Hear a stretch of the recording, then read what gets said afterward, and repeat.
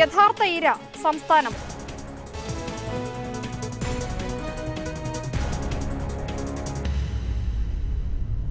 CPM നേതാക്കന്മാരെ രാജ്യത്ത് സ്വൈര്യമായി പ്രവർത്തിക്കാൻ അനുവദിക്കില്ല എന്ന പ്രഖ്യാപനം കോയമ്പത്തൂരിൽ വെച്ച് നടന്ന RSSന്റെ ദേശീയ സമ്മേളനം പരസ്യമായി തന്നെ സ്വീകരിച്ചിട്ടുണ്ട്. രാജ്യത്ത് ഒറ്റപ്പെടുത്തേണ്ടത്, തകർക്കേണ്ടെന്നൊരു പാർട്ടിയായിട്ടാണ് CPIMനെ RSS കണ്ടെത്തിയിട്ടുള്ളത്.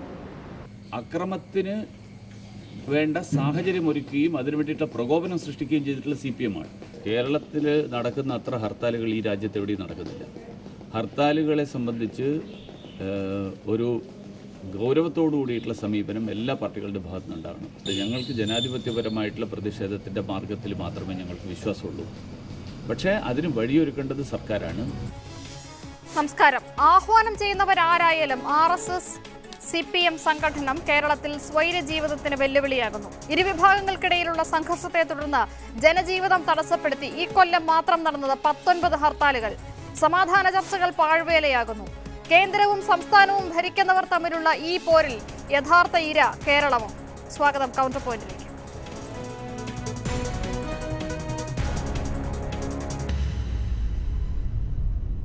ഇന്നത്തെ ചർച്ചയിൽ പങ്കെടുക്കുന്നത് CPM-ൽ നിന്ന് ശ്രീ AN ഷംസീർ MLA, BJP-യിൽ നിന്ന് അഡ്വക്കേറ്റ് B ഗോപാലകൃഷ്ണൻ, രാഷ്ട്രീയ നിരീക്ഷകൻ Shri MN Karassery, DCC general സെക്രട്ടറിയും സേ നോ ടു ഹർത്താൽ സംഘടനയുടെ സംസ്ഥാന കൺവീനറുമായ ശ്രീ രാജു P നായർ എന്നിവർ. ആദ്യം ശ്രീ AN ഷംസീർ, ഒരു സംസ്ഥാനത്ത് ക്രമസമാധാന നില ഭദ്രമാണെന്ന് ഉറപ്പുവരുത്തേണ്ടതും അവിടെ ജനങ്ങൾക്ക് സ്വസ്ഥമായി ജീവിക്കാൻ അവസരമൊരുക്കേണ്ടതും എല്ലാവരുടെയും ഉത്തരവാദിത്തമാണ്. അതിലുപരി ഭരിക്കുന്ന പാർട്ടിയുടെയും അവരുടെ അണികളുടെയും കൂടുതൽ ഉത്തരവാദിത്തമാണ്. ഈ ഉത്തരവാദിത്തം വേണ്ട രീതിയിൽ നിറവേറ്റുന്നുണ്ടോ CPM പ്രവർത്തകരും നേതാക്കളും? ഒരു സംശയവും വേണ്ട. CPIMന് നേരെ ഓരോ ദിവസവും ഉണ്ടാകുന്ന പ്രകോപനങ്ങൾ, ആ പ്രകോപനങ്ങളിൽ CPIM വഴിപ്പെടുന്നില്ല. അതുകൊണ്ടാണ് കേരളത്തിൻ്റെ സമാധാനം ഇങ്ങനെ പോകുന്നത്. നിങ്ങൾ ആലോചിക്കേണ്ട കാര്യം, കേരളത്തിൻ്റെ ചരിത്രത്തിൽ ആദ്യമായിട്ടാണ്, ഇന്ത്യയുടെ ചരിത്രത്തിൽ ആദ്യമായിട്ടാണ് CPIMന്റെ ജനറൽ സെക്രട്ടറി ഇന്ത്യൻ പാർലമെൻറ്റിലെ ഏറ്റവും മികച്ച പാർലമെൻറ്റേറിയൻ, ലോകരാഷ്ട്രങ്ങൾക്കിടയിൽ പോലും പരിചയസമ്പന്നനായ സഖാവ് സീതാറാം യെച്ചൂരിയെ ആക്രമിച്ച് കൊലപ്പെടുത്താൻ ശ്രമം നടന്നത്. അത് ഡൽഹിയിലാണെങ്കിൽ അതിനനുബന്ധമായി രാജ്യത്തെമ്പാടും RSS ഇത്തരത്തിൽ സംഘർഷങ്ങൾ സൃഷ്ടിച്ചുകൊണ്ടിരിക്കുകയാണ്. അവർ നേതൃത്വം കൊടുക്കുന്ന സർക്കാർ മധ്യപ്രദേശിൽ ആളുകളെ വെടിവെച്ച് കൊല്ലുന്നു. അതുപോലെ തന്നെ അവർ നേതൃത്വം കൊടുക്കുന്ന സ്ഥലങ്ങളിൽ അവർ ദളിതുകളെ ആക്രമിക്കുന്നു, മുസ്ലിങ്ങളെ ആക്രമിക്കുന്നു. കേരളത്തിലേക്ക് എത്തുമ്പം അതിന് സാധിക്കാത്തതിൻ്റെ കാരണം CPIM ആണ്. അതുകൊണ്ട് CPIMനെ ആക്രമിക്കുന്നു. ഈ കഴിഞ്ഞ ജൂൺ 2-ാം തീയതി അമിത്ഷാ വന്ന് തറക്കല്ലിട്ടത് അക്രമത്തിന് വിത്തുവാങ്ങാനുള്ള തറക്കല്ലാണ് അദ്ദേഹം ഇട്ടത്. അതിന് ശേഷമാണ് തുടർച്ചയായ ആക്രമണങ്ങൾ. ജനറൽ സെക്രട്ടറി ആക്രമിക്കുന്നു. ഇന്നലെ CPIMന്റെ ജില്ലാ സെക്രട്ടറിക്ക് നേരെ പാർട്ടി ഓഫീസിൽ കടന്ന് ബോംബെറിയുന്നു.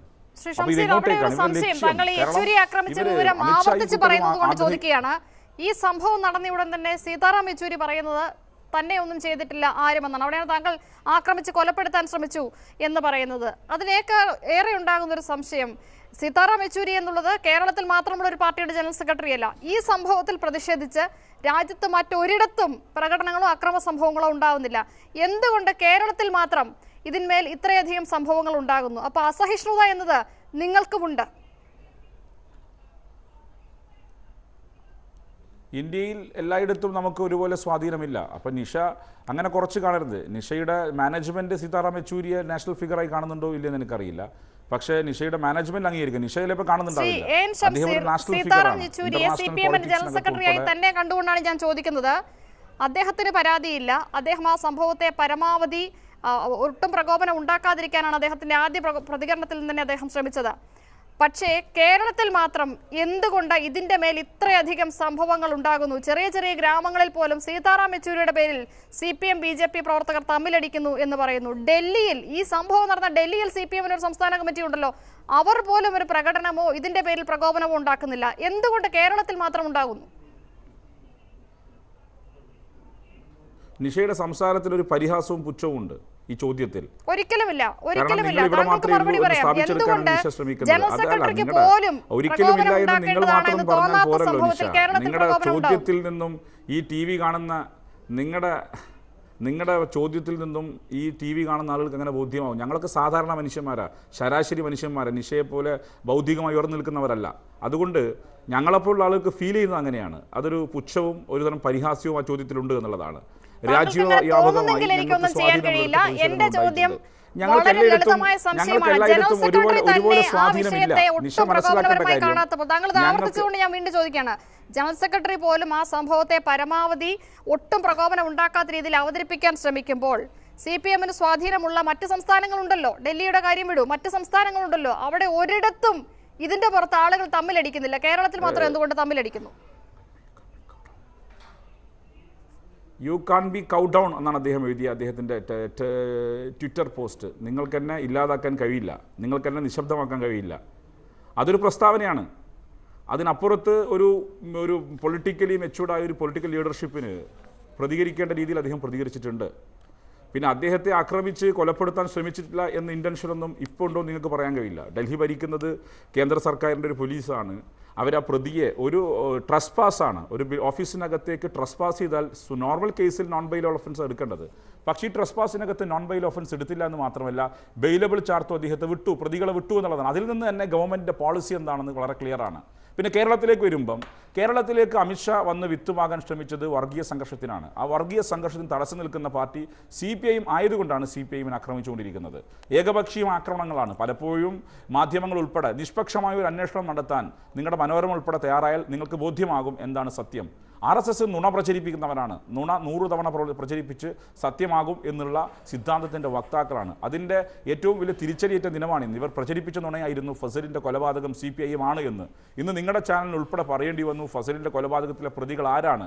5 വർഷം ഒരു മനുഷ്യനെ നിരന്തരം വേട്ടയാടി 2 പേരെ, അവരുടെ മനുഷ്യാവകാശത്തെക്കുറിച്ച് ആരും ചർച്ച ചെയ്തില്ല. പക്ഷേ ഇന്ന് കേരളത്തിലെ ചാനലുകൾ ആ വാർത്ത പുറത്തുവിട്ടതിൽ ഞങ്ങൾക്ക് വലിയ സന്തോഷമുണ്ട്. അതിന് ഞങ്ങൾ നന്ദി പറയുകയാണ്. നിങ്ങൾ ആലോചിക്കേണ്ടത് ഇതാണ് രീതി. ഒരു ഭാഗത്ത്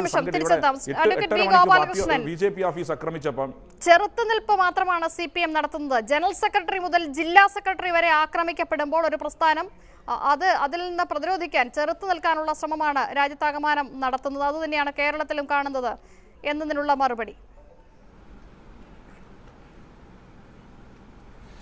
അല്ല, ഷംസീർ ശുദ്ധ അസംബന്ധം വന്ന് അദ്ദേഹം ഒരു MLA ആണ്. ഒരു സാമാന്യ മര്യാദയ്ക്ക് നിരക്കുന്നത് പറയണം. ഡൽഹിയിലെ കാര്യത്തിലാണെങ്കിൽ RSS-നോ അല്ലെങ്കിൽ BJP-ക്കോ യാതൊരു ബന്ധവുമില്ല എന്നുള്ളത് പ്രശാന്ത് രഘുവംശമടക്കമുള്ള, നിങ്ങളുടെ അടക്കമുള്ള, ഏഷ്യാനെറ്റിൻ്റെ മാത്രമല്ല മനോരമ അടക്കമുള്ള പത്രപ്രവർത്തകർ വളരെ കൃത്യമായി ചോദിച്ചു, സംഘപരിവാരാണോ RSS ആണോ? അവരല്ല എന്ന് പറഞ്ഞു. പിന്നെ അവിടെ നടന്ന കാര്യത്തെ വെച്ച് ഞങ്ങളെ എതിർക്കുന്നതിൽ ഒരു അർത്ഥവുമില്ല എന്ന് ഇന്നലെ ഞങ്ങൾ സംസാരിച്ചതാണ്. നാട്ടിൽ ധാരാളം ഹിന്ദു സേന, ശ്രീരാം സേന, പല ആൾക്കാരുണ്ടാവും. മാവോയിസ്റ്റുകൾ ധാരാളം ഉണ്ടല്ലോ. കമ്മ്യൂണിസ്റ്റുകളിൽ ഏതാണ്ട് 164 കമ്മ്യൂണിസ്റ്റ് പ്രസ്ഥാനങ്ങളുണ്ട്. കേരളത്തിലും ഇന്ത്യയിലുമായിട്ട് 46 എണ്ണം പ്രവർത്തിക്കുന്നുണ്ട്. അവർ നടത്തുന്ന നക്സൽവാരി പ്രവർത്തനങ്ങൾ, അവർ നടത്തുന്ന പോലീസിൻ്റെ കൊലപാതകങ്ങൾ, അവർ നടത്തുന്ന കൊള്ള, അവർ നടത്തുന്ന കൊല, ഇതൊക്കെ CPM-ൻ്റെ അക്കൗണ്ടിൽ പെടട്ടെ. ഇതൊക്കെ CPM സീതാറാം യെച്ചൂരി പറഞ്ഞിട്ട് അയച്ചിട്ടാണോ ഇതൊക്കെ നടക്കുന്നത്? പിണറായി വിജയൻ പറഞ്ഞിട്ടാണോ മാവോയിസ്റ്റുകൾ ഇവിടെ കുഴപ്പങ്ങൾ ഉണ്ടാക്കിയിട്ടുള്ളത്? അപ്പോൾ കമ്മ്യൂണിസ്റ്റുകൾ എന്ന് പറയുമ്പോൾ അത് ഞങ്ങൾ ഒരിക്കലും പറഞ്ഞിട്ടില്ലല്ലോ. അപ്പോൾ ആരെങ്കിലും ചെയ്തതിനെ ഞങ്ങളുടെ തലയിൽ വെച്ച് കെട്ടുക. നിങ്ങളുടെ പ്രസിഡന്റ് ആ സംഭവത്തെ കുറിച്ച് പ്രതികരിച്ചത് എങ്ങനെയെന്ന് ഞാൻ വായിച്ചു കേൾപ്പിക്കാം. CPM നേതാക്കൾ സൈന്യത്തിന് നേരെ നടത്തിയ വിമർശനങ്ങളാണ് പ്രകോപനത്തിന് കാരണം. അക്രമികളുടെ ശബ്ദം കേൾക്കാതിരിക്കരുതെന്നും കുമ്മനം രാജശേഖരൻ. എന്തിനാണ് അദ്ദേഹം അക്രമികളെ ന്യായീകരിക്കാൻ ഇറങ്ങി പുറപ്പെട്ടത്? ഞാൻ ഇപ്പോഴും പറയാൻ ആഗ്രഹിക്കുന്നു, അക്രമത്തെക്കുറിച്ചിട്ട് ഞങ്ങൾ അപലപിക്കുന്നു. പക്ഷേ അക്രമത്തിന് ആധാരമായിട്ടുള്ള കാര്യം എന്താ? കണ്ണൂരിലെ കൊലപാതകങ്ങളല്ല, കേരളത്തിലെ ഏതെങ്കിലും തരത്തിലുള്ള RSS, BJP അല്ലെങ്കിൽ CPM കൊലപാതകമൊന്നും അല്ല. കൃത്യമായിട്ട് നമുക്കറിയാം അതൊരു അടിസ്ഥാനപരമായിട്ടുള്ള കാര്യത്തെക്കുറിച്ച്. അതെന്താ കാര്യം? അത് സൈന്യത്തെ എതിർത്തതാണ്. കോടിയേരി ബാലകൃഷ്ണൻ സൈന്യത്തെ അപലപിച്ചു. കോടിയേരി ബാലകൃഷ്ണന്റെ പ്രസ്താവന പാകിസ്ഥാൻ ഉപയോഗിച്ചു, ലോകം മുഴുവൻ ഉപയോഗിച്ചു.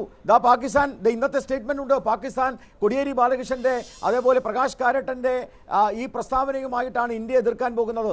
അപ്പോൾ ഇന്ത്യയിൽ നിന്നുകൊണ്ട്, ഇന്ത്യയിൽ പ്രവർത്തിച്ചുകൊണ്ട് പാകിസ്ഥാന്റെ ശബ്ദമായി പ്രവർത്തിക്കുന്നതിനെതിരെ പ്രതിരോധമുണ്ടാവും. ആ പ്രതിരോധം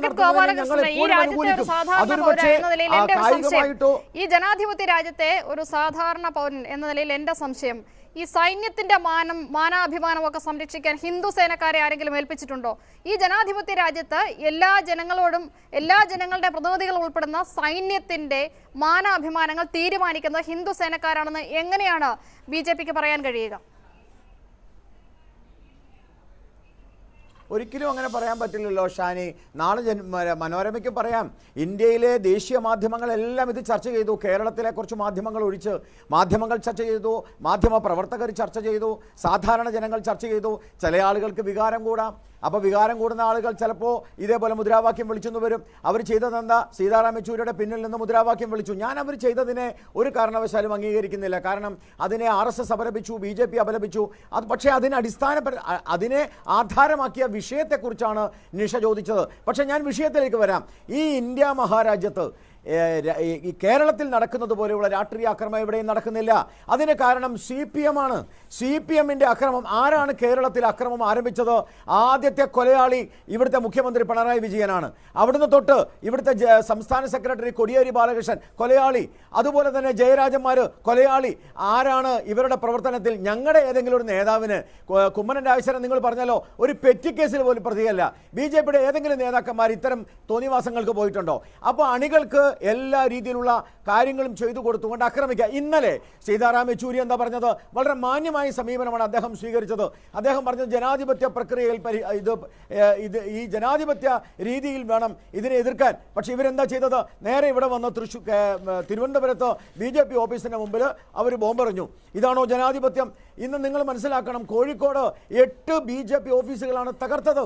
അതുമാത്രമല്ല, നിരവധി BJP ഓഫീസുകൾ തകർക്കുന്നു.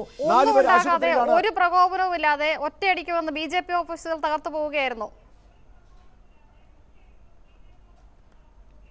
ഇന്നലത്തെ സംഭവം നിങ്ങൾ എടുക്കൂ നിഷ. ഇന്നലെ എവിടെയെങ്കിലും സീതാറാം യെച്ചൂരിക്ക് എതിരായിട്ടുള്ള ഒരു മുദ്രാവാക്യം വിളി ഉണ്ടായി, ഒരു അക്രമം ഉണ്ടായി, ശരിയായിരിക്കാം. അദ്ദേഹം പറഞ്ഞിട്ടുണ്ട്, എന്നെ തള്ളിയിട്ടത് മാധ്യമ പ്രവർത്തകരാണ്, ഇവരാരും എന്നെ ഒന്നും ചെയ്തിട്ടില്ല. എല്ലാ ന്യൂസ് ചാനലുകളിലും പറഞ്ഞിരുന്നു അദ്ദേഹത്തെ ആരും ദേഹോപദ്രവിച്ചിട്ടില്ല. പക്ഷെ അതൊന്നും ഞാൻ പറയാൻ ആഗ്രഹിക്കുന്നില്ല. കാരണം ഒരു ഓൾ ഇന്ത്യ കമ്മിറ്റിയിൽ ഓഫീസിൽ പോയി അങ്ങനെ സംസാരിക്കാൻ പാടില്ല, ആ രീതിയിൽ പ്രതികരിക്കാൻ പാടില്ല. അതിനെ ഞങ്ങൾ അപലപിക്കുന്നു. പക്ഷെ ഞങ്ങളുടെ നേർക്ക് കേരളത്തിൽ ഞങ്ങൾ എവിടെങ്കിലും ഇവരെ ആക്രമിച്ചോ? ഞങ്ങളുടെ നേർക്ക് ബോംബും കത്തിയും ശ്രീ ഷംസീർ, ഈ ഹിന്ദു സേന എന്നാൽ എന്താണെന്ന് കേരളത്തിലുള്ളവർക്ക് പോലും അറിഞ്ഞുകൂടാ. അത് ഈ പറയുന്ന സംഘപരിവാറിന്റെ ഭാഗമാണോ എന്ന് പറഞ്ഞുകൂടാ.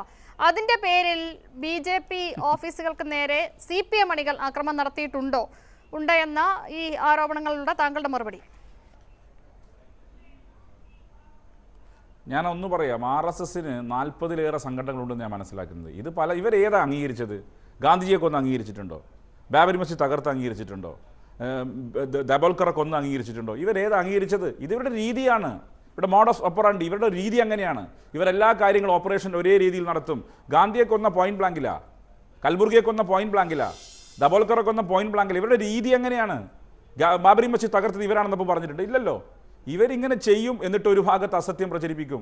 6:30 മണിക്ക് RSSകാരൻ പോസ്റ്റ് ഇട്ടില്ല, ഇതാ BJPയുടെ ജില്ലാ committee office, state committee office ആക്രമിച്ചു എന്ന്.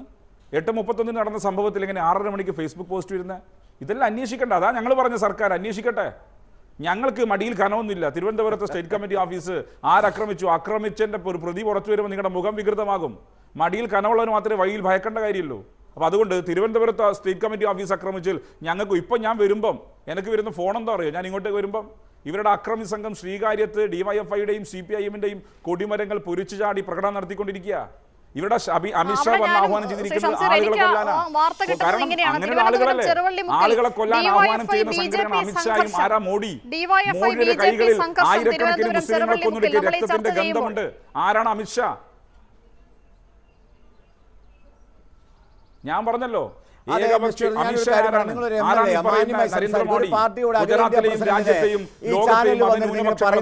തന്നെയാണ് താഴേക്ക് പോകുന്നത്. നിങ്ങൾക്ക് അമിത്ഷയെ കുറിച്ച് പേരുച്ചരിക്കാൻ പോലുള്ള യോഗ്യതയില്ല മിസ്റ്റർ ഷംസീർ. നിങ്ങൾക്ക് അമിത്ഷയുടെയോ നരേന്ദ്രമോദിയുടെ പേരുച്ചരിക്കാനുള്ള യോഗ്യതയില്ല. നിങ്ങളെ പോലത്തെ മൂന്നാംകട ആളുകളൊന്നുമല്ല, നിങ്ങളുടെ നേതാക്കന്മാരെ പോലെയുള്ള കൊലയാളികളൊന്നുമല്ല അമിത്ഷയെ പോലെ. നിങ്ങൾ സംസാരിക്കുമ്പോൾ മാന്യമായി സംസാരിക്കുക. ഞാൻ ഇതുവരെ നിങ്ങൾ പറഞ്ഞ കാര്യത്തെ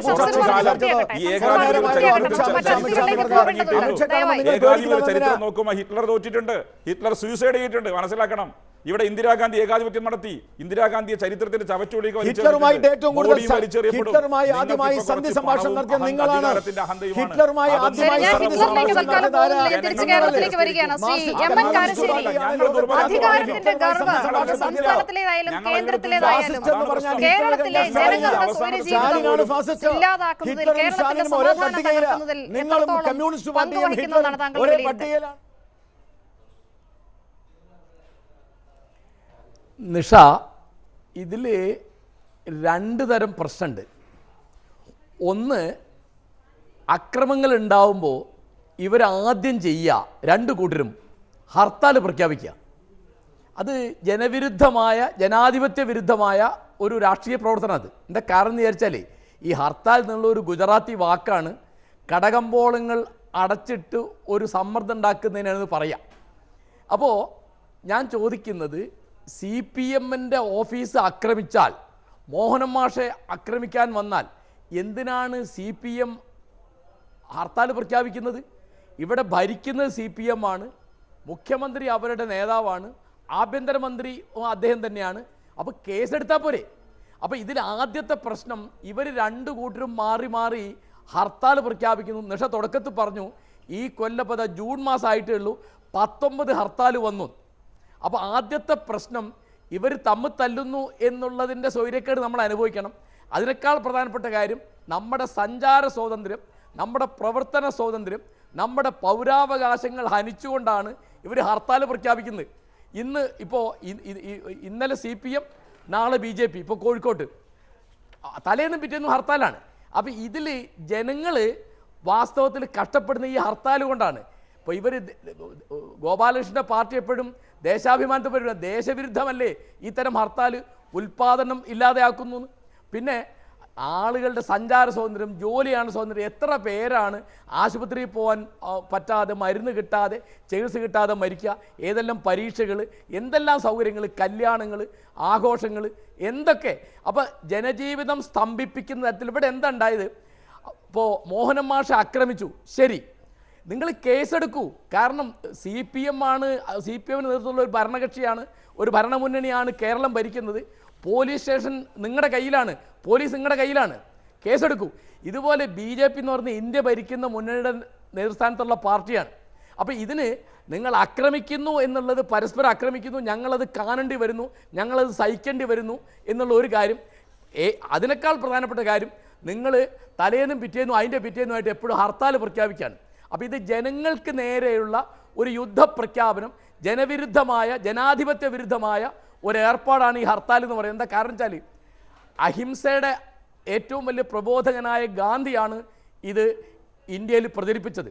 1919 ഏപ്രിൽ 13 ജാലിയൻവാലാ ബാഗിലെ കൂട്ടക്കൊലയ്ക്കെതിരായിട്ടാണ് ഗാന്ധി ഹർത്താൽ പ്രഖ്യാപിക്കുന്നത്. അങ്ങനെയാണ് ഇത് ഇന്ത്യൻ രാഷ്ട്രീയത്തിൽ സംഭവം. ഹർത്താൽ പ്രഖ്യാപിച്ചിട്ട് അതിൻ്റെ കൂടെ തല്ലുംപിടിയാണ്. അപ്പോൾ ഹർത്താൽ എന്ന് പറയുന്നത് എന്താ? അതൊരു അഹിംസാനിഷ്ഠമായ, ആയുധമെടുക്കാത്ത, വൈകാരികമായി പ്രതികരിക്കാത്തൊരു സാധനമാണ്. അത് വെച്ചിട്ട് ഹർത്താൽ കൊണ്ട് ജനങ്ങൾക്ക് പുറത്തിറങ്ങാൻ വയ്യ. പിന്നെ ഇവരുടെ ഓഫീസിൽ ഇവർ പരസ്പരം ബോംബെറിയുക, പിന്നെ ചെത്തൊഴിലാളി ഓഫീസ് ആക്രമിക്കുക, പിന്നെ സെക്രട്ടറിമാരെയും ബാക്കിയുള്ളവർ ആക്രമിക്കുക. അപ്പോൾ ഇവർക്ക് പരസ്പരം കയ്യൂക്കൊണ്ട് അവർ നേടുന്നത്. അല്ലാതെ ജനാധിപത്യം എന്ന് പറഞ്ഞാൽ വ്യവസ്ഥാപിതമായ രീതിയാണ്. പോലീസുണ്ട്, കോടതിയുണ്ട്, ആശയപരമായ ചർച്ചകളുണ്ട്. ഇതൊന്നും വേണ്ട. ഇവർക്ക് ആക്രമിക്കുകയും വേണം, അക്രമത്തിൻ്റെ പുറത്ത്, നമ്മുടെ പുറത്ത് ഹർത്താൽ അടിച്ചേൽപ്പിക്കുകയും വേണം. അപ്പോൾ ഇത് ഒരു ദ്വിമുഖ ആക്രമണമാണ് CPM-ഉം BJP ഇപ്പോൾ നടത്തുന്നത്. ഇത് ജനവിരുദ്ധമാണ്.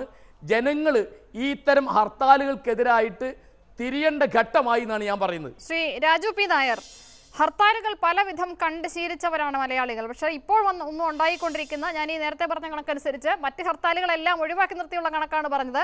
CPM BJP സംഘടനത്തിന്റെ പേരിൽ മാത്രം പ്രാദേശികമായി മറ്റും ഉണ്ടായത് 19 ഹർത്താലുകൾ. ഈ പൊതുവെ ഹർത്താലുകൾ ജനജീവിതത്തിൽ ഉണ്ടാക്കുന്ന ബുദ്ധിമുട്ടുകൾക്കെതിരെ പ്രതികരിക്കുന്നവരാണ് നിങ്ങൾ.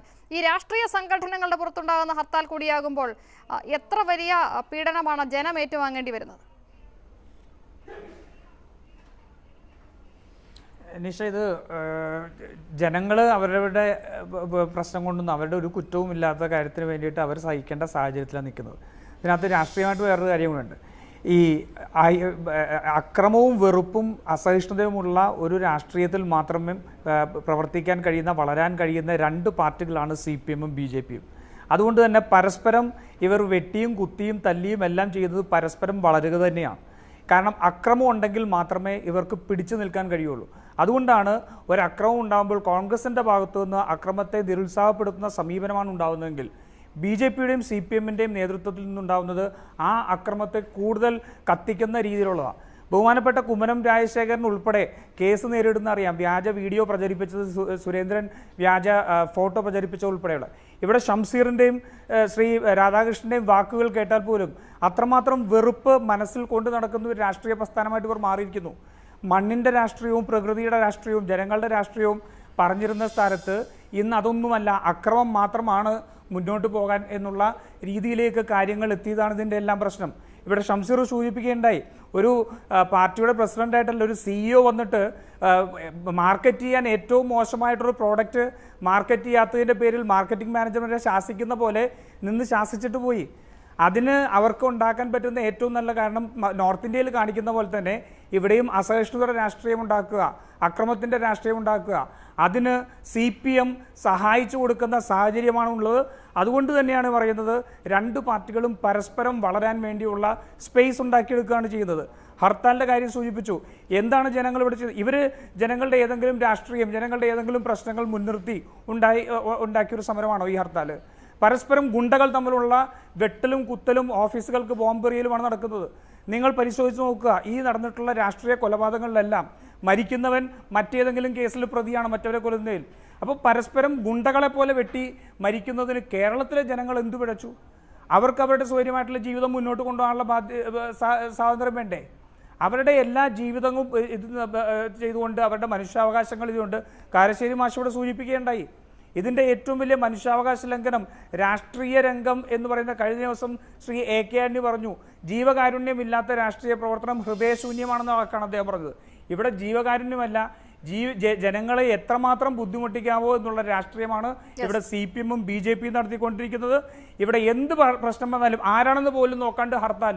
നമുക്ക് ഓർമ്മയുണ്ട്, ആലപ്പുഴയിൽ ഒരു BJP പ്രവർത്തകൻ കൊലപ്പെട്ടു എന്ന് പറഞ്ഞ് ഹർത്താൽ പ്രഖ്യാപിച്ചു. കേസ് അന്വേഷണം വന്നപ്പോഴെന്താ, RSSകാരാണ് കൊന്നത്. ശ്രീ രാധാകൃഷ്ണൻ ഇന്ന് ഈ വേദിയിൽ വെച്ചുകൊണ്ട് കേരളത്തോട്, ആലപ്പുഴയിലെ ജനങ്ങളോട് മാപ്പ് പറയുമോ നിങ്ങൾ തെറ്റായ രീതിയിൽ ഹർത്താൽ പ്രഖ്യാപിച്ചതിന്? അപ്പോൾ രാഷ്ട്രീയമായിട്ട് സത്യസന്ധത ഇല്ലാത്ത, പരസ്പരം വളരാൻ വേണ്ടി അക്രമം മാത്രം ഉപയോഗിക്കുന്ന രണ്ട് പ്രസ്ഥാനങ്ങൾ തമ്മിൽ നടക്കുന്ന ഈ ചക്രവർത്തി പോരാട്ടത്തിൽ കേരളത്തിലെ ജനങ്ങളെ വലിച്ചിഴക്കരുത്.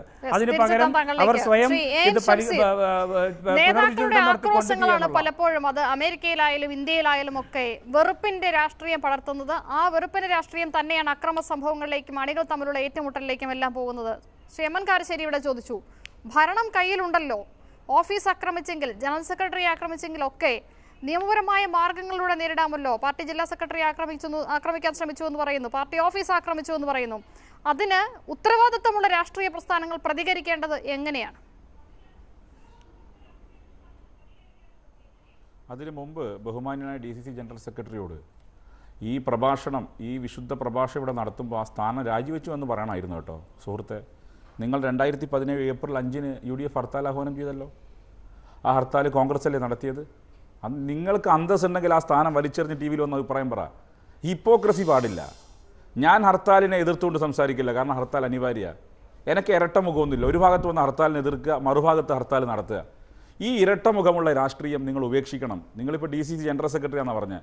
നിങ്ങളെന്തോ സേ നോ ടു ഹർത്താൽ അങ്ങനെ നിങ്ങളെ പരിചയപ്പെടുത്തിയ നിഷ, അതുകൊണ്ട് പറഞ്ഞതേ ഉള്ളൂ. നിങ്ങളിപ്പോൾ ഞങ്ങളെ കുറ്റപ്പെടുത്തിക്കൊണ്ട് അയ്യോ നിങ്ങൾ വിശുദ്ധ പശുക്കളായി ഇവിടെ സംസാരിച്ചുകൊണ്ടല്ലോ, വിശുദ്ധന്മാരായിട്ട്. നിങ്ങൾ ഈ രാജ്യത്തോട് ചെയ്ത ക്രൂരതയൊന്നും ഞങ്ങൾ ചെയ്തിട്ടില്ല. നിങ്ങൾ സിഖുകാരെ കൂട്ടക്കശാപ്പ് നടത്തിയവരാ, നിങ്ങൾ നിങ്ങളുടെ പാർട്ടിക്കാരെ തന്നെ തല്ലിക്കൊന്നവരാ.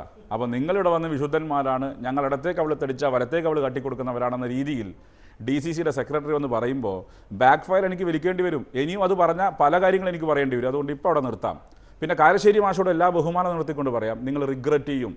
CPM-നെയും RSSനെയും ഒരേപോലെ കമ്പയർ ചെയ്യാൻ നിങ്ങൾ ശ്രമിക്കുമ്പം നാളെ നിങ്ങൾ റിഗ്രറ്റ് ചെയ്യേണ്ടി വരും എന്ന് എനിക്ക് പറയാനുള്ളൂ. കാരണം CPM RSS ഒരുപോലെയല്ല. നിങ്ങൾക്ക് എന്തെങ്കിലും ഒരു ചർച്ചക്കകത്ത് വന്നൊരു മിൽക്കൈ നേടാൻ വേണ്ടി ഞങ്ങളെ കുറ്റപ്പെടുത്തുമ്പം ഞാൻ ഒന്നേ പറയുന്നുള്ളൂ, പാസ്റ്റർ നിമാവിലർ, നിങ്ങൾക്ക് ഒരുപാട് അറിവും, നിങ്ങൾ എന്നെക്കാൾ അനുഭവ സമ്പത്തും, നിങ്ങൾക്ക് എന്നെക്കാൾ ഭൗതികമായ അറിവുള്ള ഒരാളാണ്. പാസ്റ്റർ ഇമാമുലയുടെ കവിത ഒന്നുകൂടി ഓർക്കുന്ന നന്നായിരിക്കും എന്ന് മാത്രമേ എനിക്ക് ബഹുമാന്യനായ കാരശ്ശേരി മാഷോട് എല്ലാ ബഹുമാനം നടത്തിക്കൊണ്ട് പറയാനുള്ളൂ. നിങ്ങൾ ഒരിക്കലും ഞങ്ങളും ജനജീവിതം തടസ്സപ്പെടുത്തിക്കൊണ്ടുള്ള ഹർത്താലുകൾ, പരസ്പരമുള്ള ഏറ്റുമുട്ടലിന്റെ പേരിൽ ഇത് ശരിയാണോ? CPM പോലെ മനുഷ്യാവകാശങ്ങൾക്ക് വലിയ വില കൽപ്പിക്കുന്നു എന്ന് പറയുന്ന ഒരു പ്രസ്ഥാനം അങ്ങനെ ചെയ്യുന്നത് ശരിയാണോ എന്നാണ് ചോദിക്കുന്നത്. CPIM-ന്റെ ജില്ലാ സെക്രട്ടറിക്ക് നേരെ കൊലപ്പെടുത്താൻ ശ്രമം നടന്നാൽ അതിലേറ്റവും ഉയർന്ന പ്രതിഷേധമാണ് ഹർത്താൽ. അത് നടത്തുന്നതിൽ എന്താ തെറ്റുള്ളത്? അത് തെറ്റാണെന്ന് ഞങ്ങൾക്ക് ബോധ്യമില്ല. മാഷ്ക്കൊരു പക്ഷേ തെറ്റായി തോന്നും. പക്ഷേ മാഷെ, ഞാൻ ഒന്നേ അഭ്യർത്ഥിക്കുന്നുള്ളൂ, നിങ്ങളെപ്പോലുള്ള ഒരിക്കലും ഞങ്ങളും RSS-ഉം ഒരുപോലെയാണെന്ന് കമ്പയർ ചെയ്ത് സംസാരിക്കരുത്. നിങ്ങൾ ചരിത്രത്തോട് ചെയ്യുന്ന ഏറ്റവും വലിയ അപരാധമായിരിക്കും എന്ന് എനിക്ക് സൂചിപ്പിക്കാറുണ്ട്. അതുപോലെ ഇവിടെ നേരത്തെ ഗോപാലകൃഷ്ണൻ വന്ന് ഇന്ത്യൻ നിങ്ങൾക്ക് വധിച്ചു തന്നാണോ? ഈ രാജ്യത്തെ ഒറ്റുകൊടുത്ത നിങ്ങളാണോ? അല്ല ഷംസീർ, യെച്ചൂരിക്കെതിരായിട്ട് നടന്ന അക്രമത്തെ എന്നെ കൊണ്ടാവുമ്പോൾ അവലപിച്ച ഒരാളാണ് ഞാൻ. ഇപ്പോ ഈ മോഹൻ മാഷിക്കെതിരായിട്ടൊരു അക്രമം വരുമ്പോൾ പോലീസും കോടതിയൊക്കെ എന്തിനാണ്? ഇങ്ങനെ നിങ്ങൾ ബന്ദ് നടത്തിയാൽ, ഹർത്താൽ നടത്തിയാൽ ഞങ്ങൾക്ക് നിങ്ങളെ കുറ്റം പറയാതെ വല്ല പണിയും വല്ല ചെയ്യാൻ പറ്റുമോ? നിങ്ങൾ ആക്രമിക്കുന്നു, പോലീസിൻ്റെ അടുത്തേക്ക് പോകുന്നില്ല, കോടതിയിലേക്ക് പോകുന്നില്ല, നിങ്ങൾ പരസ്പരം തെരുവിൽ യുദ്ധം ചെയ്യുന്നു, എന്നിട്ട് ഹർത്താലും പ്രഖ്യാപിക്കുന്നു. ഇത് രണ്ടും ഞങ്ങൾ സഹിക്കണം. ഇത് നിങ്ങൾ രണ്ട് കൂട്ടർ ഒരേ പണിയാണ് എടുക്കുന്നത്. ആ പണി എടുക്കരുത്. അതായത് BJPക്ക് ഇവിടെ അക്രമം വിതയ്ക്കണമെന്നുണ്ടെങ്കിൽ, RSS-നുണ്ടെങ്കിൽ അതേ നാണയത്തിൽ തിരിച്ചടിക്കുന്ന ഒരു പണി നിങ്ങൾ എടുക്കരുത്. എടുക്കുമ്പോൾ ആക്രമിക്കുന്ന വാളെടുക്കുന്നവനൊക്കെ നമുക്ക് വാളെടുത്തെന്നേ പറയാൻ പറ്റുള്ളൂ. അല്ലാതെ RSS-ൻ്റെയും കമ്മ്യൂണിസ്റ്റ് പാർട്ടിയുടെയും സിദ്ധാന്തങ്ങൾ തമ്മിലുള്ള വ്യത്യാസം കുറച്ചൊക്കെ അറിയുന്ന ഒരാളാണ് ഞാൻ. നിങ്ങൾക്ക് എന്നെ വിമർശിക്കാനും ചീത്ത പറയാനൊക്കെ ഉള്ള അവകാശം ഉണ്ടാവും, ഞാൻ ഇല്ലാന്ന് പറയുന്നില്ല. പക്ഷേ ഈ ഹർത്താൽ എന്ന് പറയുന്നത് ജനവിരുദ്ധമാണ്.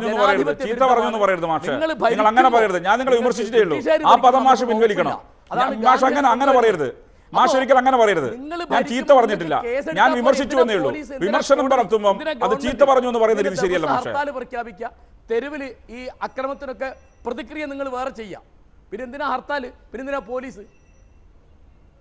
എം.എൻ. കാരശ്ശേരിയെ ചീത്ത പറഞ്ഞു എന്ന് പറയരുത് എന്ന ശ്രീ ഷംസീറിന്റെ ഒരു അഭ്യർത്ഥന ഇതിനിടയിൽ വന്നിരുന്നു. അദ്ദേഹം കേട്ട് കാണുമെന്ന് ഞാൻ വിചാരിക്കുകയാണ്. തിരിച്ചെത്താം. ശ്രീ ഗോപാലകൃഷ്ണൻ, ഒരു പാർട്ടിയുടെ കൊടിമരം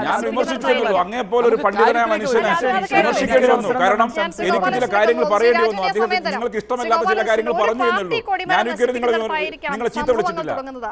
ഇത് ഒരു ദിവസം രാവിലെ സ്കൂളിൽ പോകാൻ ഒരുങ്ങുന്ന കുട്ടികളോ പരീക്ഷ എഴുതാൻ പോകുന്ന കുട്ടികളോ ആശുപത്രിയിൽ പോകാൻ നിൽക്കുന്നവരോ ഇതൊന്നും അറിയുന്നുണ്ടാവില്ല.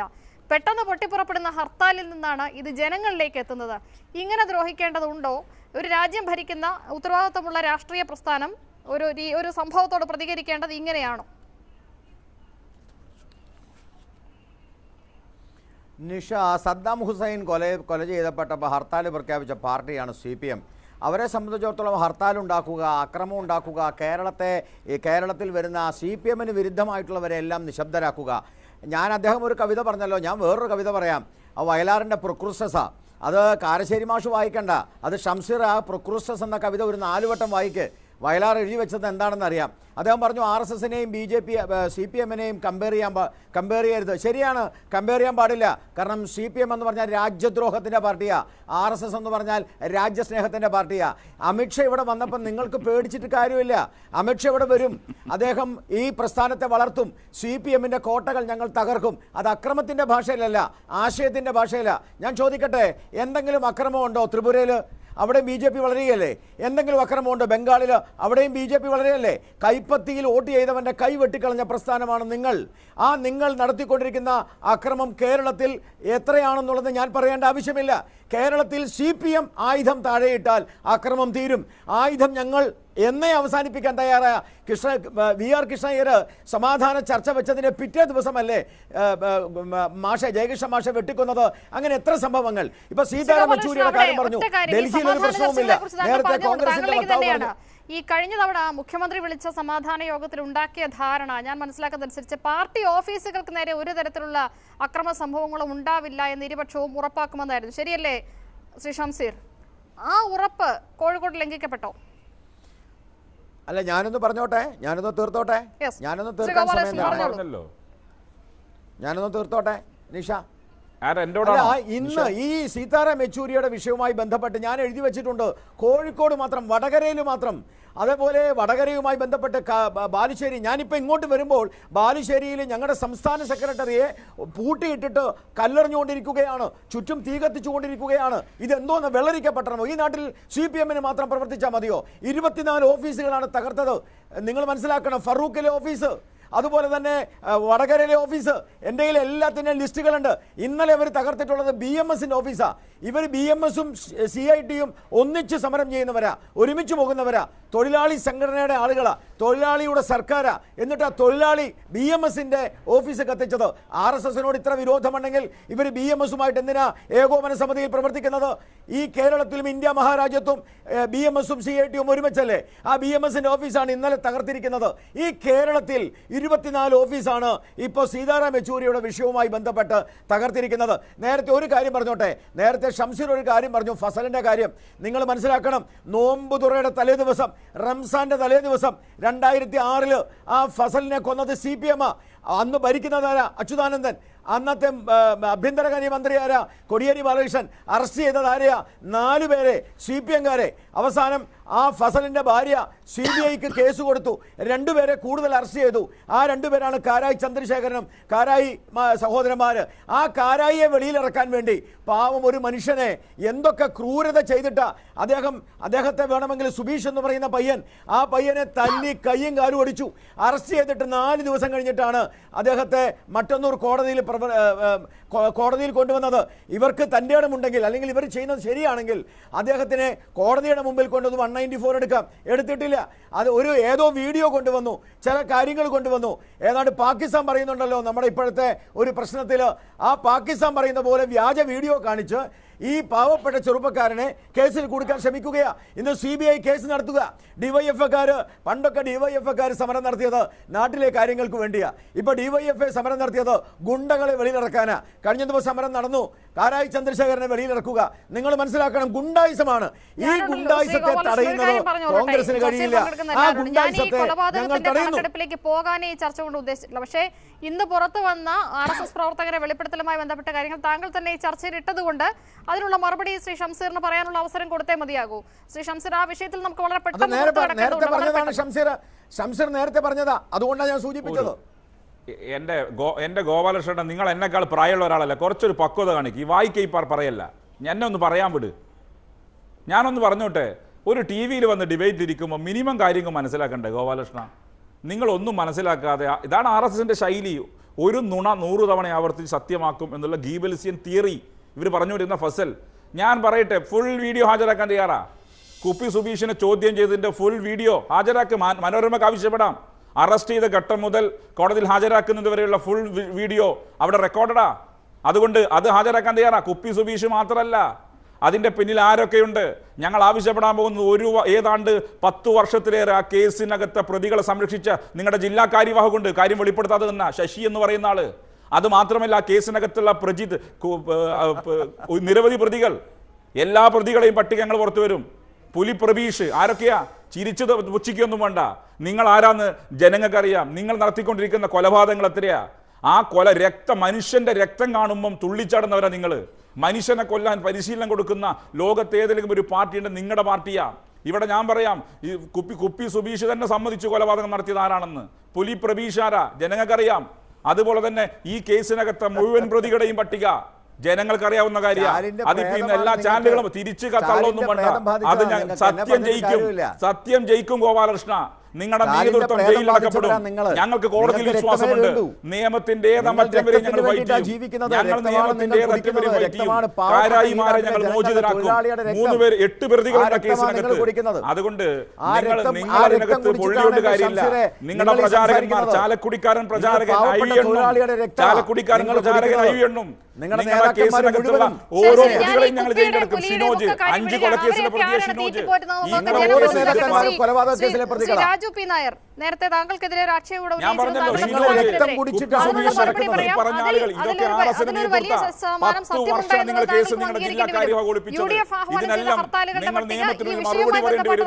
എടുത്തില്ല എന്ന് മാത്രം.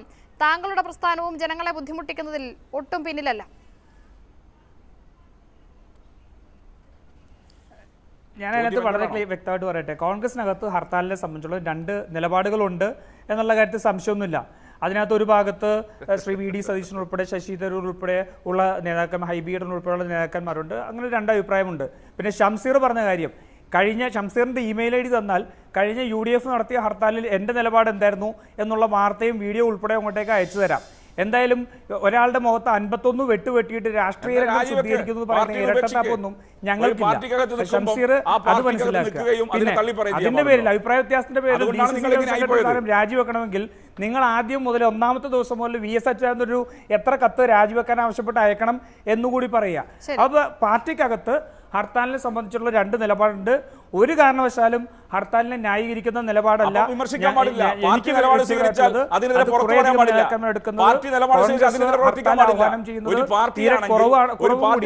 ഞാൻ എന്തായാലും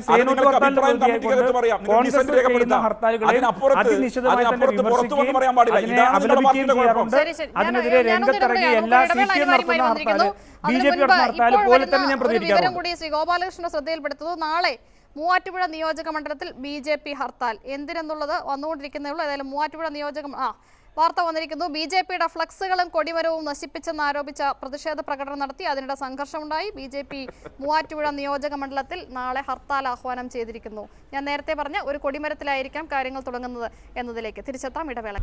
കൗണ്ടർ പോയിന്റ് തുടരുന്നതിനിടയിൽ മറ്റൊരു ഹർത്താൽ പ്രഖ്യാപനവും കൂടി വന്നിരിക്കുന്നു. ശ്രീ AN ഷംസീർ, രാജ്യവ്യാപകമായി തന്നെ അസഹിഷ്ണുതയ്ക്കെതിരെ BJPയുടെ RSSന്റെ അസഹിഷ്ണുതയ്ക്കെതിരെ വലിയ നിലപാടുകൾ എടുക്കുന്നവരാണ് നിങ്ങളും നിങ്ങളുടെ നേതാക്കളുമെല്ലാം. പക്ഷേ യഥാർത്ഥത്തിൽ ഈ അസഹിഷ്ണുതയെക്കുറിച്ച് പറയാൻ CPMന് ധാർമ്മികമായി എന്ത് അവകാശമാണുള്ളതെന്ന് ചിന്തിച്ചിട്ടുണ്ടോ?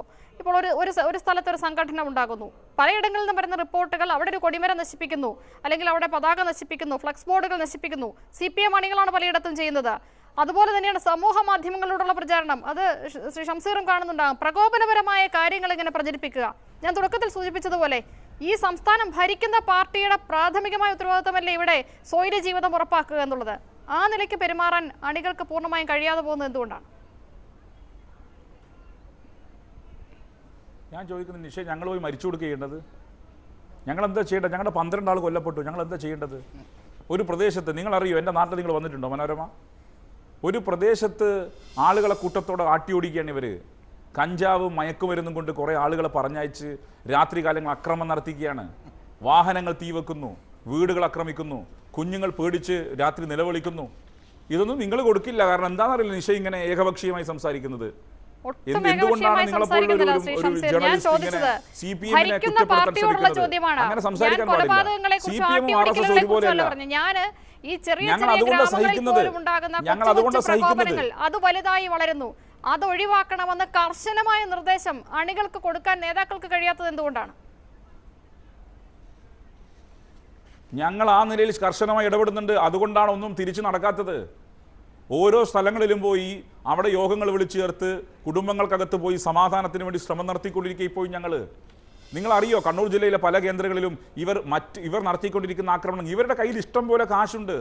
ഇവിടെ നേതൃത്വം ആഹ്വാനം ചെയ്തിരിക്കുന്ന അക്രമം നടത്തി. കാരണം CPM തകർന്നാൽ മാത്രമേ ഇവിടെ വർഗീയ സംഘർഷം സൃഷ്ടിക്കാൻ പറ്റൂ. അതിലൂടെ ചേരി സൃഷ്ടിച്ച് മാത്രമേ കേരളം പിടിക്കാൻ പറ്റൂ. കേരളം പിടിക്കണമെങ്കിൽ മതധ്രുവീകരണം ഉണ്ടാകണം. അതിനുവേണ്ടി കാലക്കൂട്ടി ആസൂത്രണം ചെയ്ത് സംഘർഷം ഉണ്ടാക്കാനാണ് അമിത്ഷാ ഉൾപ്പെടെ കൊണ്ടുവന്നിരിക്കുന്നത്. നിങ്ങൾ ആലോചിക്കണം, ഇപ്പോൾ RSSും BJPയും ഇവിടെ ശൈലി അങ്ങനെ തന്നെയല്ലേ? ഇവരിപ്പോൾ ഇന്ത്യൻ മിലിറ്ററിയെ കുറിച്ച് സൂചിപ്പിച്ചു. RSSന്റെ ആണോ ഇന്ത്യൻ മിലിറ്ററി? നിങ്ങൾ രാജ്യത്ത് ഒറ്റ കൊടുത്തവരല്ലേ? ഈ രാജ്യത്തെ മിലിറ്ററിക്കാരെ കൊല്ലപ്പെട്ടാൽ അവരെ ബോഡി കൊണ്ടുവരേണ്ട ശവപ്പെട്ടിക്കകത്ത് ഒരു കൈക്കൂലി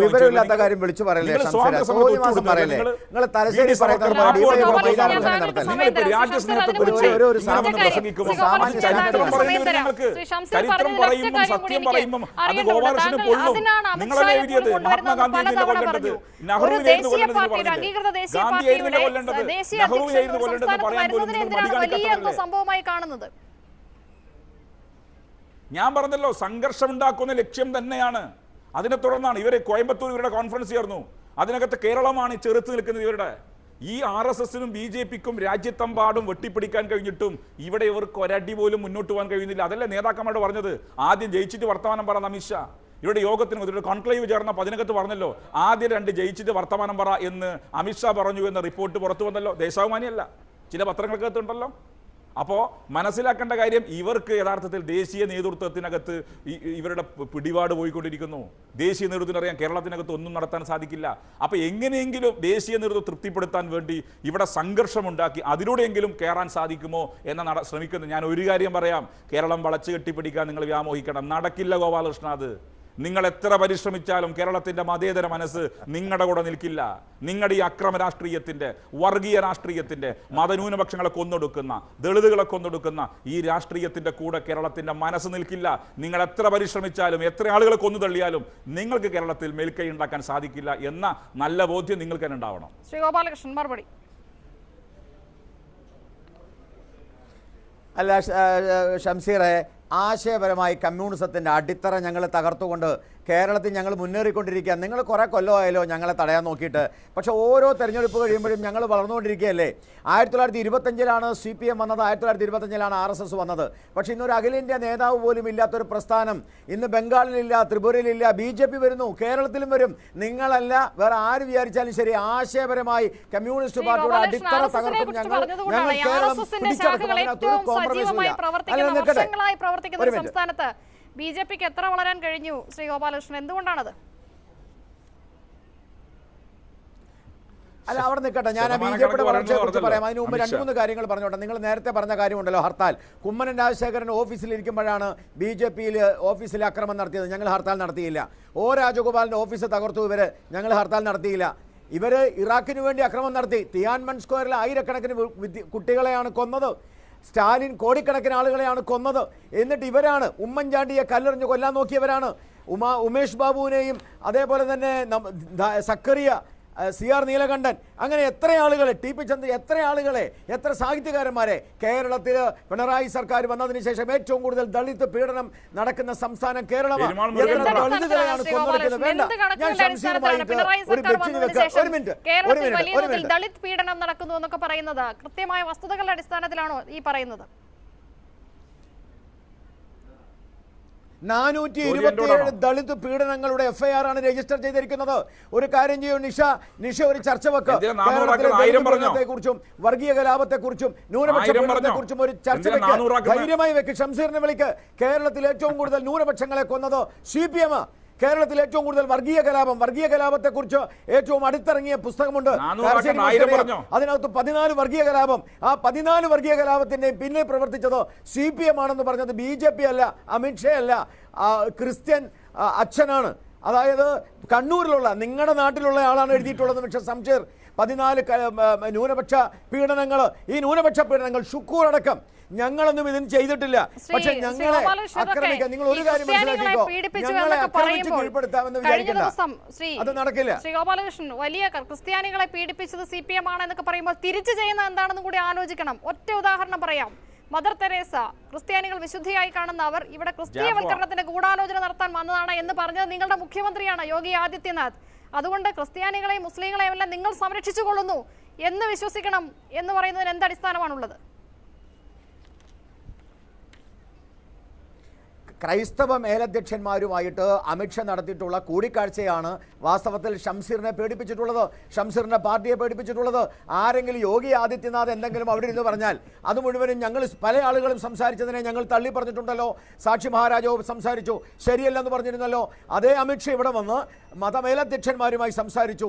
ഞങ്ങൾക്ക് മുന്നോട്ട് പോകാനുള്ള പാതയൊരുക്കുന്നു, ഞങ്ങൾ മുന്നോട്ട് പോകുന്നു, CPM ആളുകൾ രാജിവെച്ച് വരുന്നു. ഇത് കണ്ട് വിഭ്രാന്തിയിൽ സ്ഥലകാല ബോധം നഷ്ടപ്പെട്ട CPM-കാർ അക്രമത്തിലൂടെ ഞങ്ങളെ തടയാൻ നോക്കുക. നടക്കൂല ഷംസീറെ. നിങ്ങളുടെ അക്രമം കണ്ട് പേടിക്കുന്നവരല്ല ഞങ്ങൾ. നിങ്ങളുടെ തായ്വേര് ഞങ്ങൾ തകർക്കും, അതിനകത്ത് ഒരു സംശയവുമില്ല. പക്ഷെ ആശയത്തിന്റെ പേരില്ല.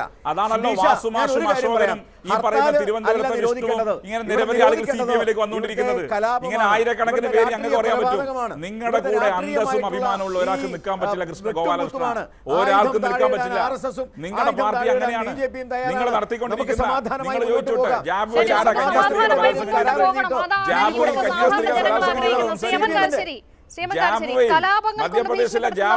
തിരിച്ച് കലാപങ്ങൾ കൊണ്ട് നേരിടുന്ന നേതൃത്വത്തെയാണോ കേരളത്തിലെ ജനം ആഗ്രഹിക്കുന്നത്? അല്ല, ജനങ്ങൾക്ക് വേണ്ടത് സ്വൈര്യജീവിതമാണ്. ഇവിടെ ഇപ്പോൾ ഇവർ ആക്രമിക്കുന്നു, അക്രമത്തിന് പ്രതികാരമായി തിരിച്ചു ആക്രമിക്കുന്നു. അതിൻ്റെ കൂട്ടത്തിലാണ് ഈ ഹർത്താൽ വരുന്നത്. ഹർത്താൽ എന്ന് പറയുന്നത് ഒരു കുറ്റവും ചെയ്യാത്ത ജനങ്ങളെ ശിക്ഷിക്കുകയാണ്.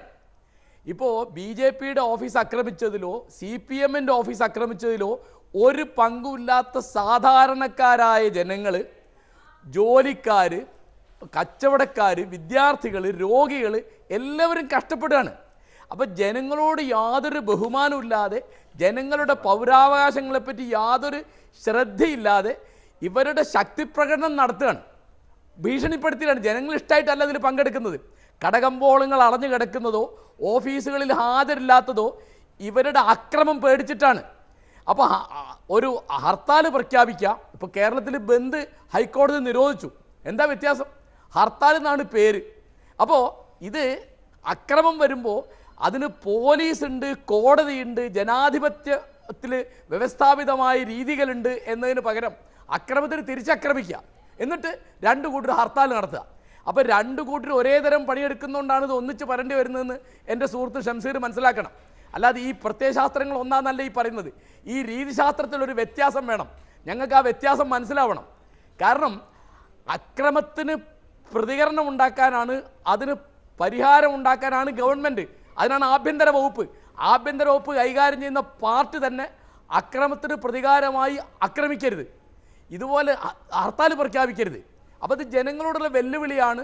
ഇത് ജനാധിപത്യത്തിൽ ജനവിരുദ്ധമായി പെരുമാറാൻ സൗകര്യമുണ്ട് എന്നതുകൊണ്ടാണ് ഈ തരത്തിൽ. ഇപ്പോൾ ഇതിൻ്റെ ഇടയ്ക്ക് തന്നെ മൂവാറ്റുപുഴയിൽ ഇപ്പോൾ ഹർത്താൽ വന്നതിന് നിഷ പറഞ്ഞല്ലോ. അപ്പോൾ തുടക്കത്തിൽ പറഞ്ഞ് വളരെ ശരിയാണെന്ന് എനിക്ക് തോന്നുന്നത്. ഇതിൻ്റെ ഇരകൾ കേരളത്തിലെ ജനങ്ങളാണ്. കേരളത്തിലുള്ള തരത്തിലുള്ള അക്രമങ്ങളോ ഹർത്താലുകളോ കേരളത്തിന് പുറത്തില്ല. നമ്മൾ TVയും പത്രവും ഫേസ്ബുക്കും ഒക്കെ കാണുന്ന ആളുകളില്ലേ, അവിടെയൊക്കെ ഈ പാർട്ടികളില്ലേ. എന്തുകൊണ്ടാണ് കേരളത്തിൽ ഇങ്ങനെ വരുന്നതെന്ന് കേരളത്തിലെ ജനങ്ങൾ ആലോചിക്കണം, പാർട്ടികൾ ആലോചിക്കുന്നില്ല. എല്ലാ പാർട്ടികളും അവരുടെ വരിക്ക്, അവരുടെ വകയ്ക്ക് ഇതിലേക്ക് സംഭാവന കൊടുക്കുന്നുണ്ട്. MM ഹസൻ പണ്ട് ഹർത്താലിനും ബന്ദിനെതിരായിട്ട് ഒരു ദിവസം ഉപവാസം ഇരുന്നിരുന്നു.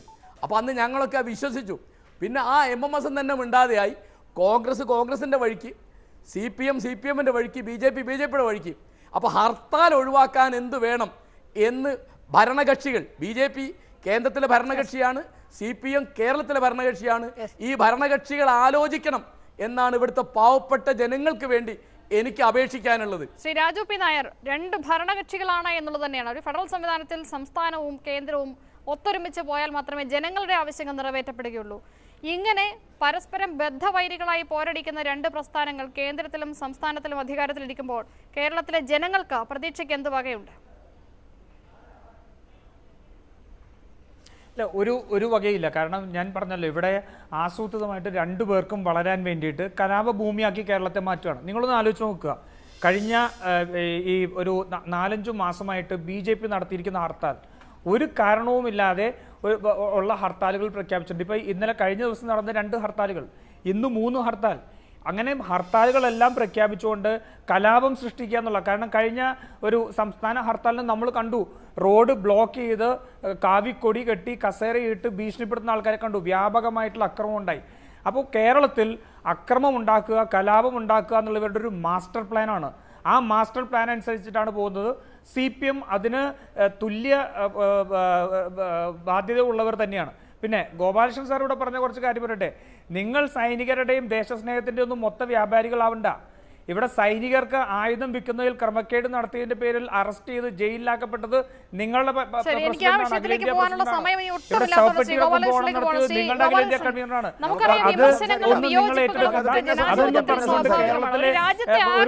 വീണ്ടും കലാപം ഉണ്ടാക്കാൻ ശ്രമം നിങ്ങൾ നടത്തണ്ട.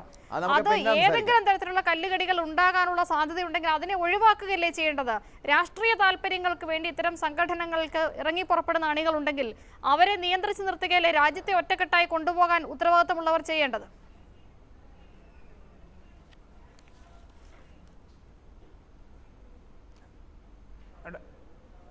എന്നോടാണോ? ശ്രീ ഗോപാലകൃഷ്ണൻ. വാസ്തവത്തിൽ ഞാനൊരു കാര്യം പറയട്ടെ നിഷ, ഞാൻ നേരത്തെ നിഷയോട് പറഞ്ഞിരുന്നല്ലോ, ഒരു കാരണവശാലും അക്രമം ഉണ്ടാവണമെന്ന് ആഗ്രഹിക്കാത്ത ഒരു പാർട്ടിയാണ് ഭാരതീയ ജനതാ പാർട്ടി. നേരത്തെ കാരശ്ശേരി മാഷ് പറഞ്ഞല്ലോ, കേരളത്തിന് വെളിയിൽ എവിടെയെങ്കിലും അക്രമമുണ്ടോ? കേരളത്തിന് വെളിയിൽ അക്രമമില്ല. BJP വളർന്നുകൊണ്ടിരിക്കുകയല്ലേ. ഞാൻ നേരത്തെ സൂചിപ്പിച്ചുവല്ലോ, 1925 തുടങ്ങിയതല്ലേ ഒരുമിച്ച്. പക്ഷേ ഇന്ന് ആ പാർട്ടി CPM എന്ന് പറയുന്ന പാർട്ടി ഇന്ത്യയിൽ എവിടെയുമില്ല. ഞങ്ങൾക്കതിൽ വിരോധമൊന്നുമില്ല, അവരുണ്ടാവട്ടെ, ഉണ്ടാവാതിരിക്കട്ടെ. പക്ഷേ കേരളത്തിലെ അക്രമം നമുക്ക് അവസാനിപ്പിക്കണം. നിങ്ങളൊരു കാര്യം മനസ്സിലാക്കുക, അക്രമം അവസാനിപ്പിക്കണം എന്ന് പറഞ്ഞാൽ ഇന്നലെ ഇപ്പോൾ ഇവർ പറഞ്ഞുകൊണ്ടിരിക്കുന്നത് എന്താ? കോഴിക്കോടിൻ്റെ കാര്യമാണല്ലോ. ഞാൻ കോഴിക്കോടിൻ്റെ കാര്യം, രാത്രി 1:30 മണിക്ക് ജില്ലാ സെക്രട്ടറിയെ ബോംബറിഞ്ഞു എന്നാണ് പറഞ്ഞത്. എന്തെങ്കിലും പരിക്കുണ്ടോ? ആ ഓഫീസിൽ എന്തെങ്കിലും അപകടമുണ്ടോ? ഇതുവരെ കേസെടുത്തിട്ടില്ല, ഇതുവരെ കേസിൽ അന്വേഷണം നടത്തിയിട്ടില്ല. കാരണം എന്താ? രാത്രി 1:30 മണിക്ക് ജില്ലാ സെക്രട്ടറിക്ക് ബോംബേറുണ്ടെങ്കിൽ അദ്ദേഹത്തിന് പരിക്ക് പറ്റണ്ടേ? അദ്ദേഹം ആശുപത്രി പോകണ്ടേ? അദ്ദേഹത്തിന് എന്തെങ്കിലും സംഭവിക്കണ്ടേ? അദ്ദേഹത്തിന് ഓഫീസിൽ എന്തെങ്കിലും സംഭവിക്കണ്ടേ? പക്ഷേ 2:30 മണിക്ക് അതിൻ്റെ പേര് പറഞ്ഞുകൊണ്ട് വടകരയിലെ RSSൻ്റെയും BJPൻ്റെയും ഓഫീസ് തകർത്തു, 24 ഓഫീസ് തകർത്തു. ഇന്നിപ്പോൾ ബാലുശ്ശേരിയിൽ, ഞാൻ പറഞ്ഞില്ലേ, ബാലുശ്ശേരിയിലെ ഓഫീസിനെ തീയിട്ടു. മാത്രമല്ല ഞങ്ങളുടെ സംസ്ഥാന സെക്രട്ടറിയെ പൂട്ടിയിട്ടു. 24 സ്ഥലത്താണ് ഈ അക്രമം ഉണ്ടാക്കിയിരിക്കുന്നത്. CPM-ന്റെ പരിപാടിയാണ് അക്രമം. ഇത്തരത്തിലുള്ള കണക്കെടുപ്പുകളെ അല്ല ഈ കൗണ്ടർ പോയിന്റിലൂടെ നമ്മൾ ഉദ്ദേശിച്ചത്. ഈ അക്രമ സംഭവങ്ങൾ രാഷ്ട്രീയ സംഘടനകൾ പരസ്പരമുള്ള പോരാളികൾ ജനങ്ങൾക്ക് വലിയ ബുദ്ധിമുട്ടാകുന്നു എന്നുള്ള ജനങ്ങളിൽ നിന്നുള്ള വ്യാപകമായ പ്രതികരണത്തെ തുടർന്നാണ് ഈ ചർച്ചയിലേക്ക് പോയത്. വളരെ നന്ദി ചർച്ചയിൽ പങ്കെടുത്തതിന് Shri AN Shamseer, Shri Gopalakrishnan, Shri M N Karassery, Shri Raju P. Nair. Counter point പൂർണ്ണമാകും.